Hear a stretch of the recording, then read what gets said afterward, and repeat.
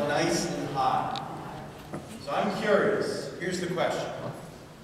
Who of you have or ever had a favorite superhero? Show of hands. Favorite superhero? Anyone? People are still being shy. Good. All right. Me, I don't know if he was a superhero, but growing up I loved Popeye the Sailor Man. Because while he wasn't a superhero, with a can of spinach, he could always make sure that olive oil and Pee-wee were safe. I really think there's something about superheroes. There's something about what they represent, who they are, and the idea that there are people in this world who go out of their way to make sure we are safe. I really think there is this great love that we have for this notion. That in the midst of the difficulties, the darkness, the violence, and the evil in our world, that there really are people who are going to protect us, keep us safe, and allow us to feel secure. There's something about superheroes that we desperately love and we desperately long for. Now, guys, I want you to be particularly honest with this next question. Who here loves a good love story?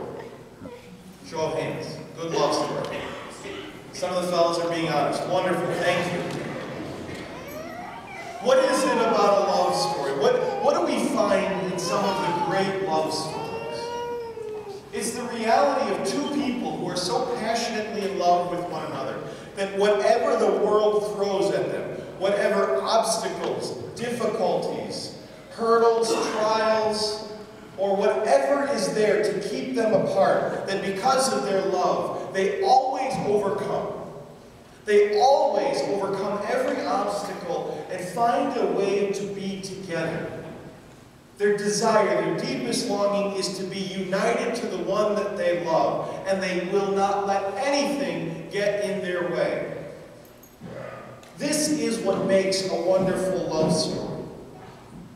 So today, as we celebrate Christmas, this incredible, joyful day, today, in our moment, in our lives, in this world, considering everything that's happened in the last couple of weeks, considering the joy of this day, we have to ask ourselves the question, who is God? Is God a superhero? Or is God a lover? Which is it? Because so often, when we hear the words of the prophet Isaiah, the people who walked in darkness have seen a great light. Upon those who dwell in the land of gloom, a light has shone. For a child is born to us, a son is given us. They will name him Wonder Counselor, God Hero, Father forever, Prince of Peace. When we hear these words, we long for God to be our superhero. When we know the suffering, the pain, the difficulty, the reality of evil in our worlds, we desperately want God to be our superhero. We want him to come and sweep away all the sin, all the suffering, to keep us safe and to protect us. We do not want to know pain. We want God to save us. But is that who he is? Is that what we celebrate today? No. It's not terribly comforting in the midst of pain and suffering to think of this, but God is not a superhero. Rather, God is our lover.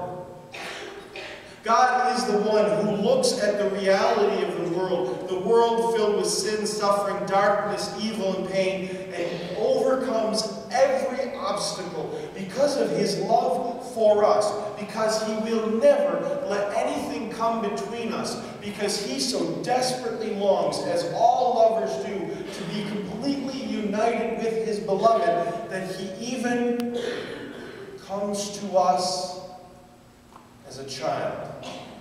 God does not stand afar off and simply work a miracle, some magic trick or some message to somehow put this world right. Rather, because of his passionate love for us, he joins us. Like all lovers long to do, he becomes united with us.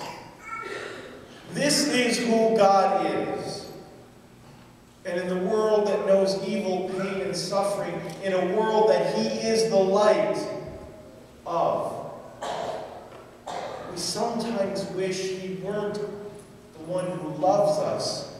We sometimes wish he were our superhero, the one who would save us from ourselves. And yet,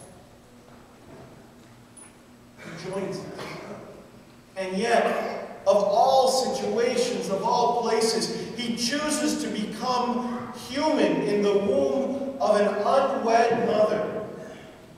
He chooses to show up to us a young teenage girl, Mary of Nazareth, who wasn't married when she became pregnant, who saw visions of angels. Who in their right mind would believe a 14-year-old girl who told everyone, "The angel told me"? Who would believe a man who was a poor carpenter who said, "I don't care about the shame that she has of being pregnant outside of marriage"? The angel told me. Joseph, who saw Gabriel and believed and took Mary for his wife anyway. Could you imagine the gossip in the town of Nazareth? Could you imagine the shame, the embarrassment? The ridiculousness of two people who said, "Well, the angel told me." And yet they believed. And yet it was to them that God came. Could you imagine God coming to us, born in a barn? Not in the hall of nobility, regality, or power, or influence, or wealth. No, not in some fancy home. But a trough that fed animals in a barn. Could you imagine the love that God has for us, that even in this most humble, embarrassing, shameful way, God still chooses to come to us? Could you imagine the shepherds? We think of shepherds today as these wonderful, lovable people. They weren't. Shepherds at the day of Jesus were the most disgusted, the most disliked, the outcasts of the world. That's why they were the ones sleeping with the sheep in the fields, because nobody wanted them in town. Nobody would give them work in town. They were the outcasts of their world. And yet the angel went to them, not to the people sleeping in the little village of Bethlehem. The angel proclaimed the message of good news to the outcasts of our world. The promise of great joy given to us came to the lowliest, the most humble, the most unloved, the most unwanted, so that we all might know this message. God comes to the lowest so that all might know that they are loved. God does not come as our superhero to save us. God comes as our lover to join us, to embrace us, to tell us of his passionate care and love. This is the joy of Christmas. This is what should fill your heart with such hope and promise in a world as broken as ours. That no matter what we find, no matter our situation, no matter how shameful, humble, painful, or evil we find ourselves and our world to be, God is with us. And God loves us so much that he chooses to come to us as an innocent, helpless,